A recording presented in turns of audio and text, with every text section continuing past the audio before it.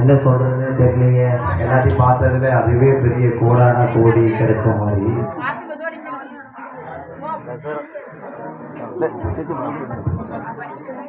தசரா முத்தாரம்மா அப்படின்னா என்னுடைய ரசிகன் மாதிரி. நான் வந்து பக்தன் கிடையாது, ஒரு பெரிய ரசிகன். எல்லாத்தையும் அழகு பார்க்கறது என்னுடைய வேலையா இருக்கும். கண்டிப்பா பார்த்துட்டீங்கன்னா ஒரு 15 நாள் ஆச்சு, சரியா தூக்கவே இல்லை. இதுதான் கடைசி முடிவா இருக்கு நினைக்கிறேன் என்னுடைய தம்பி மண்ணுக்கு வந்ததுல. எல்லாரையும் பார்க்கும்போது இந்த அளவுக்கு உழப்பாரி இந்த மாதிரி பக்தியா இருக்குது. நான் அடுத்த திருப்பு எங்கே இருப்பேன்றது எனக்கே சந்தேகம். அவ்வளவு பெரிய இடத்துக்கு வந்துருவேன் அப்படின்றது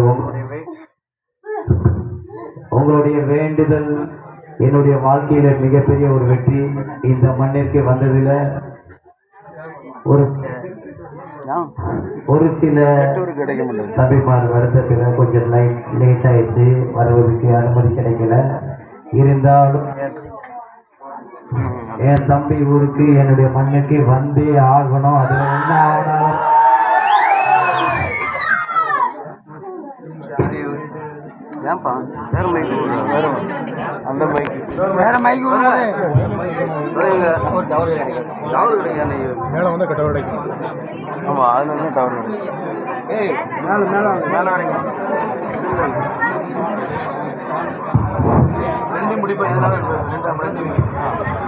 இந்த மண்ணிற்கு வந்தே ஆகணும் அப்படின்ட்டு காலையில 5:30 மணிக்கு வீட்டுக்கு போயிருந்தேன் ஆபீஸுக்கு.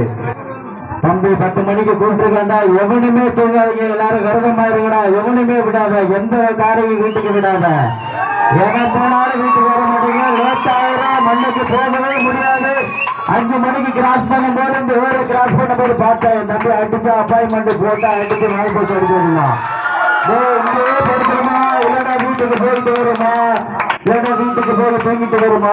என் வீட்டுக்காரிக்கு சொன்னேன், ஒரே ஒரு விஷயம் மட்டும் சொன்னேன், இத்தனை நாள் தூங்க விட்டுட்டா, இன்னைக்கு மட்டும் தூங்க விட்டா என்னுடைய தம்பியை கொஞ்சம் நான் மறந்ததுக்கு சமமா ஆயிரும், என் மண்ணை மறந்ததுக்கு சமமா ஆயிரும், நான் தூங்கவே கூடாது அப்படின்ற மாதிரி ஒரு பிரகாஷ் ஒரு படத்துல தூங்கினா அடி பண்ற மாதிரி தூங்கவே விடாம என்னை அனுப்பி விட்டான் வீட்டுல. அது இந்த மண்ணுக்கு வந்து ஆகணும்னு சொல்லிட்டு நான் தூங்கி கிட்டத்தட்ட பாத்தீங்கன்னா ஒரு 15 நாள் ஆகுது.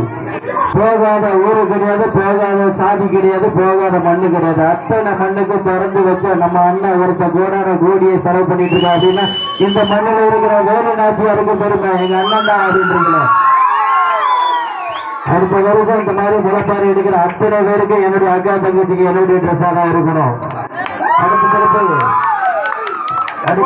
இந்த செட்டுக்கு மிகப்பெரிய ஒரு ஆலமரமா வர ஆரம்பிச்சுட்டேன். கட்டாயமா இந்த தசரா மண்ணுக்கு நான் வந்துட்டேன். கண்டிப்பா உங்க பின்னாடி எப்போதும் இருப்பேன். நம்ம எல்லாம் கொஞ்சம் அரவணைச்சு போகணும். தம்பி மாதிரில தூண்டி விடக்கூடாதுன்னு நான் தூங்காம இருந்தேன். தம்பி நீ சைலண்டா இருடா, பரவாயில்ல, அப்படிதான் வரும். அண்ணனுடைய கண்டஸ்டி அப்படிதான் இருக்கும், கொஞ்சம் முன்ன பின்னா இருக்கும். நீங்க ஜாலியா இருங்க, நான் பாத்துக்கிறேன், ஒன்னும் பிரச்சனை இல்லை அப்படின்ட்டு அண்ணனுக்கு தூண்டி விடவே கூடாது நினைப்பேன். நீங்க எல்லாரும் நல்லா இருந்தாதான் நான் இங்க அடுத்த நல்லா இருக்க முடியும்.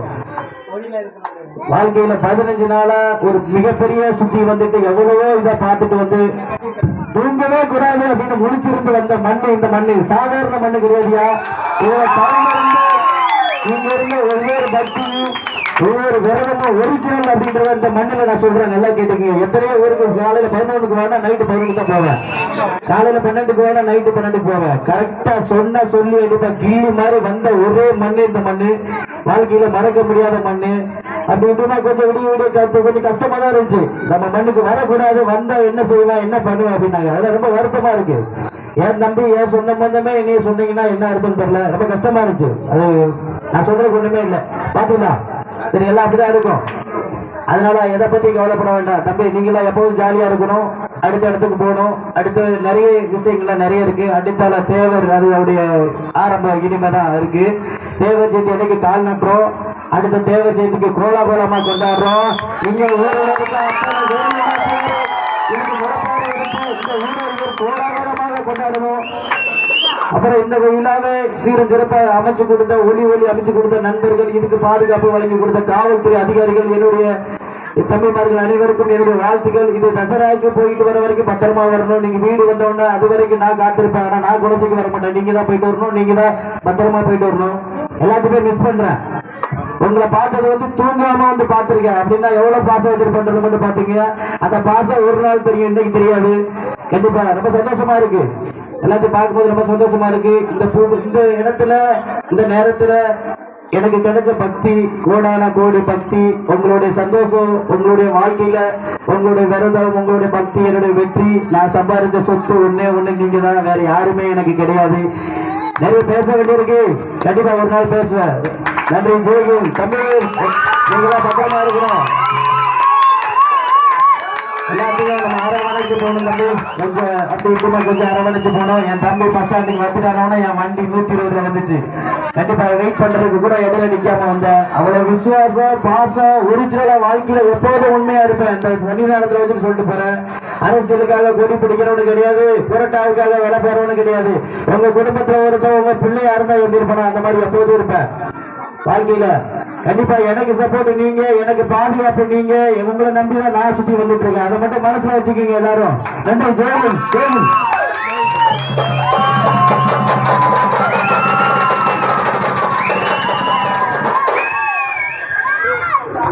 ஐயா தங்கம் தங்கம் தங்கம் தங்கம் தங்கம்